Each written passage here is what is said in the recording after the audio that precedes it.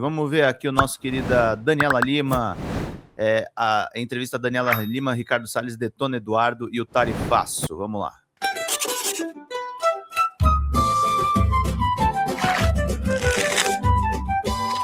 O próprio Ricardo Salles falou que o Eduardo se colocou como pai de um filho feio, que é o tarifaço. Ver o impacto desse suporte do Trump a uma...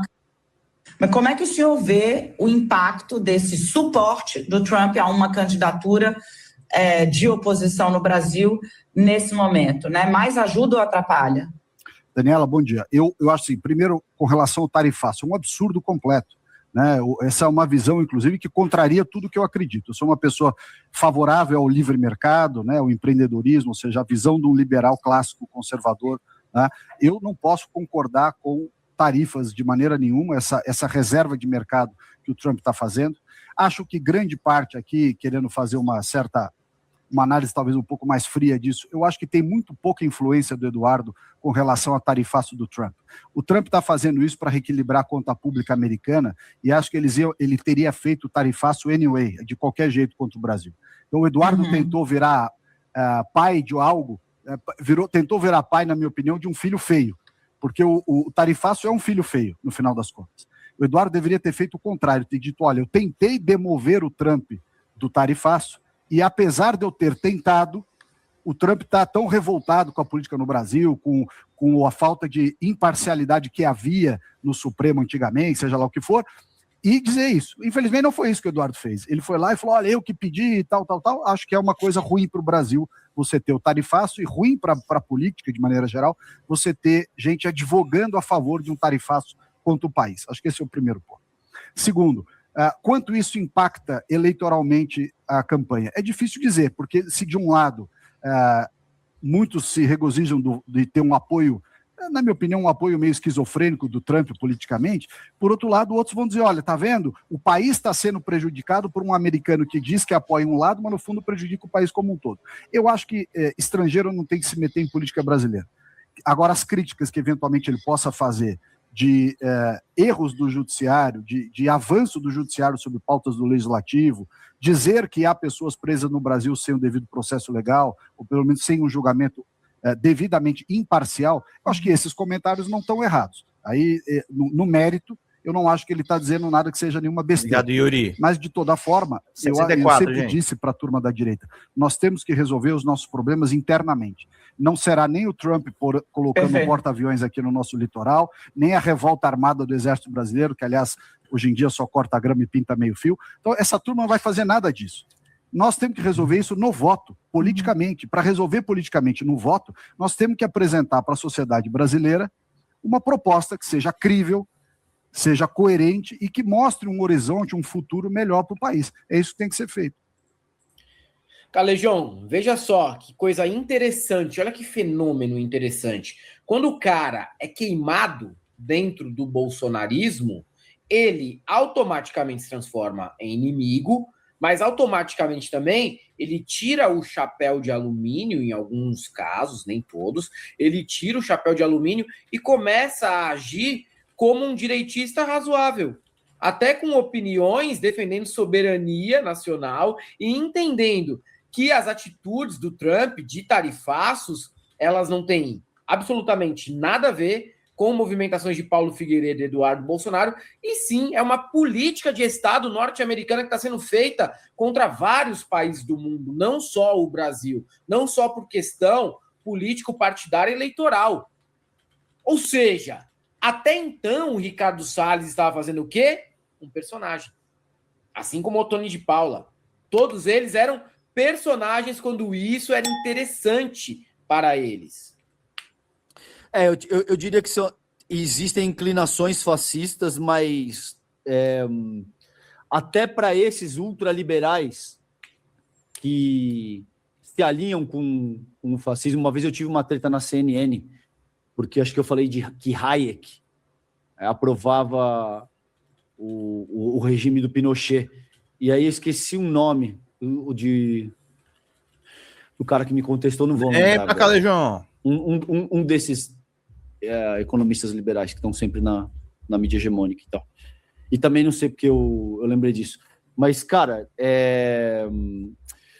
Helder, o que é muito louco, mano, é que assim, no fim do dia, você imagina você tomar esculacho do Salles, tá ligado? Imagina assim, o ponto da moralidade, a âncora que vai te dizer, ô Helder, não, pera aí, cara.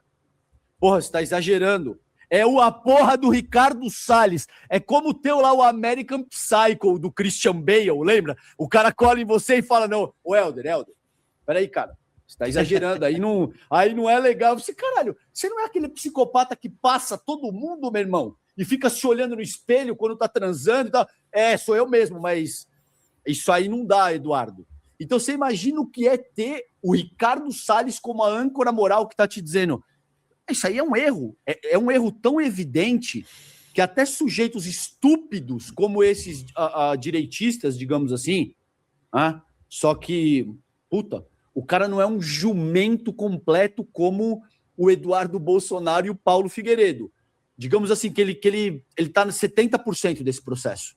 Porque o Salles também é um sujeito tão prepotente e autossuficiente e acha que sabe tudo o tempo todo, o caralho, que você imagina. Você imagina o que não é esse cara, mano. Eu não conheço ele, nunca troquei ideia, mas assim, você imagina o que não é a porra do Ricardo Salles. E a mentalidade segundo a qual ele não opera, esse cara, tá, Helder? Então, assim, já diz tudo. O fato do Ricardo Salles ser o cara que tá dando papo é exatamente isso que a gente estava conversando. Tipo, não, você pega uma parcela muito pequena de apoio político e o caraca, mas da população também. Aquela parcela, sei lá, de 25%, 30% que toma detergente, meu irmão, aí isso não vai mudar. E, infelizmente, isso a gente tem que combater e meter marcha, entendeu? Não tem jeito. Isso aí talvez até não tenha nem diálogo, infelizmente, e o que na minha profissão é trágico. Para eu falar isso é que eu entendo é estado terminal, assim, no nível forte. Mas eu tô te falando daquele 20% hardcore, bolsonarista bebedor de detergente mesmo, sabe? Aí essa estratégia do Paulo e do Eduardo vai bem. Agora, não é disso que eles precisam nesse momento. Eles precisam expandir a base de aloprados que ele tem. Não me parece muito promissor, não, mano. Eles são muito estúpidos, cara. Até porque existe uma divisão e uma disputa por esse eleitorado de direita que vai transformar ex-bolsonaristas, pelo menos publicamente, em pessoas mais razoáveis para tentar atrair aquele eleitor neném, aquele eleitor que está órfão de um Bolsonaro, está órfão de um representante em que ele possa confiar. É esse caminho que agora o Ricardo Salles tenta tomar depois de ser escanteado pelo Eduardo, que apoia o André do Prado para ser senador aqui em São Paulo. A ideia era que o mandato fosse do próprio Eduardo, né? O André ganha e o Eduardo assume nos bastidores o mandato. Muito mais fácil manipular o André do Prado, que é um ninguém, do que manipular o Ricardo Salles, que já tem a própria trajetória na política, goste ou não, mas o Ricardo Salles não é um Zé Ruela qualquer como o André do Prado, e isso não quer dizer que a gente tenha qualquer tipo de afeição, é só mesmo avaliando a trajetória de cada um dos dois dentro da política nacional, certo? E agora, você percebe que é algo muito comum dentro da direita. Quando é conveniente, todo mundo mete chapéuzinho de alumínio, come banana com casca, toma borra de café, reza para pneu, acende celular para contatar os alienígenas. Aí quando é queimado, jogado na BR pelado de bruços e algemado, todo mundo fica espertinho, rapidão, né? Todo mundo parece que é outra pessoa, cara. Parece que o personagem morreu. Parece que os caras tomaram um chá de realidade do dia para noite. Engraçado esse movimento aí. É um movimento que mostra também que o Ricardo Salles, além de tudo, não é uma figura pública honesta com o eleitorado dele. Porque quando foi conveniente, ele não era assim. Não estou dizendo que ele está completamente correto na análise. Estou dizendo que ele fez uma análise mais pé no chão do que a dos bolsonaristas tresloucados, que estão batendo palma para o Trump, sem nem saber, ou sabendo, mas nem se importando com isso, que a responsabilidade pela tomada de decisões não é do Eduardo, do Paulo e do Flávio, e que a presença do Flávio lá também pouco importa, né? E que isso são questões que deveriam ser resolvidas internamente. Olha, ele pode saber tudo isso, mas ele não queria colocar isso em público enquanto foi conveniente para ele estar colado no saco do Bolsonaro. Impressionante o quão falso eles são também. Agora você está vendo a verdadeira face do Ricardo Salles. Pode ser menos pior do que era antes? Pode ser, mas isso não atenua, cara, o problema. Né? Não atenua o problema de ser um personagem criado até o momento em que for oportuno para pegar o voto daquela base eleitoral chapéu de alumínio. 64 é o que falta, gente. O Helder, sabe o que é louco? Todo regime totalitário da história, de alguma forma, traz essa dinâmica que você tá colocando, que é o seguinte: as pessoas se radicalizam no sentido de enfatizar o processo de comunicação com as suas bases, entendeu? Todo regime totalitário, veja, você não pode divergir. Se você discorda de mim, eu parto para o ataque de forma a colocar um alvo nas suas costas. Por vezes é te chamando disso, por vezes é te chamando daquilo, mas o princípio do totalitarismo é isso, que você não pode divergir e a gente segue o debate. Se você abre divergência mínima que seja, você tem que ser destruído. Você tem que ser eliminado. Essa é a base de qualquer regime totalitário. O Bolsonaro é um movimento sociopolítico de caráter totalitário. Eu não tenho a menor dúvida. Se você... A mínima coisa é vamos metralhar a petralhada, ter que destruir o caralho. E é por isso que opera tanto através de dogmas e não sei o quê. Quando você tem esse tipo de coisa estabelecida, velho, você pode imaginar que um cara como o Salles, um liberalzão aloprado nível máximo, talvez anarcocapitalista, lá Milei até, só que eu tenho certeza que muitas das coisas dos Bolsonaro, esse maluco fala, isso aí não tem nada a ver. E durante os anos do bolsonarismo, ele sim se radicalizou para poder se comunicar melhor com a sua própria base, poder angariar capital político e os caraca. Só que isso aconteceu em todos os regimes totalitários, nessa medida aí, entendeu? Todos os bolsonaristas, em algum ponto, exageraram questões relacionadas à religião, ou relacionadas à arma, ou comigo é foda mesmo, eu tenho café no bulho, eu boto pra torar, sabe? Esse tipo de coisa bem bolsonarista, assim.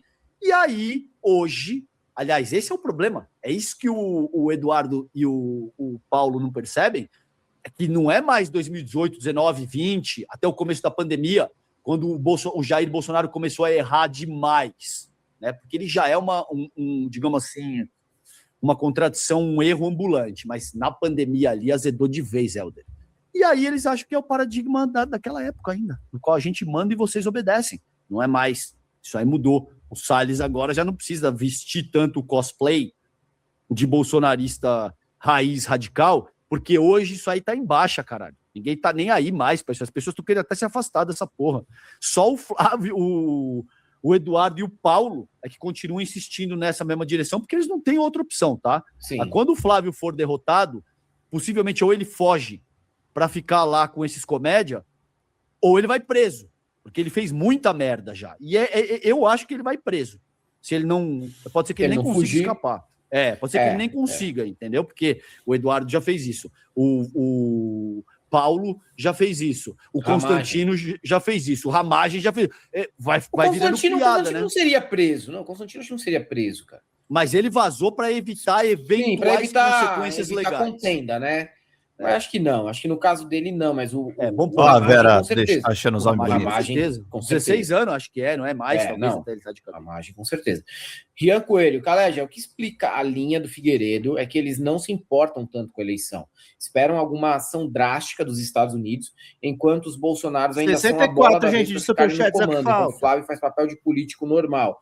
Cara, só falta colocar uma faixa, assim, tá ligado? Na frente do Palácio do Planalto, do Itamaraty, do Palácio do Alvorada. Nós vamos dar um golpe, hein? A gente tá tentando, cara. Se a gente vai conseguir outra história, mas que a gente tá tentando pra caralho, né? É isso. Não deixa mais nenhuma dúvida. O bom ponto do Ryan, mas eu só discordo de tudo que você disse aí, apesar do seu raciocínio ser bom, de que eles não estão preocupados com a eleição. Porque a eleição do Flávio, gente, resolveria a vida, mas de tanta gente. Mas de tanta gente. Assim, é difícil de explicar. Tanta gente poderosa. Cara, a eleição do Flávio. país. Vamos fazer um exemplo aqui. A eleição do Flávio é mais ou menos a expectativa que se tem para o seu moleque que já tá indo bem na base de um time virar jogador na Europa. Porque ele indo jogar na Europa, ele vai salvar a vida de tanta gente, cara. É tio, é primo, é o cara que tá devendo para Marabras, para Casas Bahia, carro com busca e apreensão, o terreno ali com prestação atrasada. Aí o cara vai, puta, estourou, mano. Rafa, vamos dar um exemplo. Vamos supor que o nome desse jogador seja Rafinha. O Rafinha vai jogar no Barcelona. Caralho! Agora a gente fez a boa. Não aqui me referindo a nenhum Rafinha existente que jogue no Barcelona, tá? Que fique claro. Faz a boa. E a eleição do Flávio é tipo isso, cara. Faz a boa, bicho, pra muita gente. Nossa. Salva o tio que tá com a prestação do terreno atrasada. E muito bom que você lembrou do termo comédia, que eu esqueço às vezes de usar, que é um termo satisfatório demais dos anos 90 aqui de São Paulo. De São Paulo, é. Então é isso, Helder. Cara, vamos ver o que vai ser aí, mas eu acho que... não me parece que eles não estejam preocupados com a eleição, eles estão se pelando, porque eles percebem, na minha análise pelo menos, que isso aí pode ser um ponto de inflexão que caracteriza a última grande chance que eles têm de se apropriar do Estado brasileiro e de se blindar, de assumir, assim, digamos, a imunidade que eles precisam para continuar soltos, entendeu? Porque se isso acontecer, eles vão ser derrotados, e eles vão ser derrotados. A gente vai derrotar de novo o bolsonarismo em outubro desse ano, eu tenho certeza. E o que ainda se sustenta, tanto em termos sociais, de capital político, como dessas lideranças, Flávio ainda é senador, o outro ainda é não sei o quê, tudo isso vai estar tomando um rumo trágico para eles. E eles sabem, esses erros grosseiros de cálculo do Paulo, do Eduardo, tem a arrogância e a autossuficiência e a estupidez que já são características peculiares, digamos assim, dessas pessoas, mas também tem um quê de senso de urgência e desespero, Helder, de saber que, caralho, tá dando 43 minutos, a gente tá tomando de 2-0 e ainda o time dos caras tá atacando mais. O time dos caras tá produzindo mais e eles estão mais perto de fazer um terceiro do que a gente fazer umzinho para encurtar a distância. Isso gera um desespero. Aí você começa a fazer merda pra caralho, começa a mexer as pedras, tudo nervoso, esbarra, derruba o peão. É uma bosta isso aí, entendeu? É nesse ponto que eles estão há algum tempo. Quanto mais perto da eleição, pior fica, mano. Eu concordo com o seu complemento aí. Acho que o Ryan tá correto, mas esse complemento ele é essencial porque você falou, cara, é a boia de salvação de muita gente. Maria Helena Schweitzer, Rafinha é hipotético. Sim, Rafinha é hipotético. Nem sei se tem jogador chamado Rafinha. Se tem, pelo menos eu nunca vi na seleção ninguém jogar bola com esse nome. Bem-vindo a Teixeira. Jogar bola mesmo, nunca vi.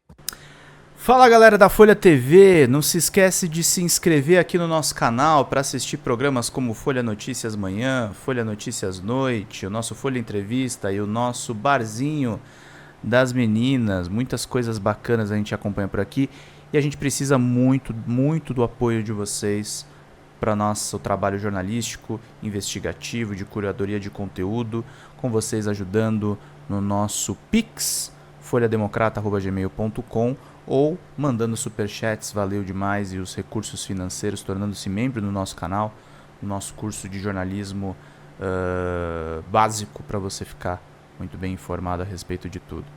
Queridos e queridas, muito obrigado pela presença de todos vocês, vida longa e próspera. Cuidem-se, cuidem dos seus, e não esquece de se inscrever aqui na Folha TV. Até mais!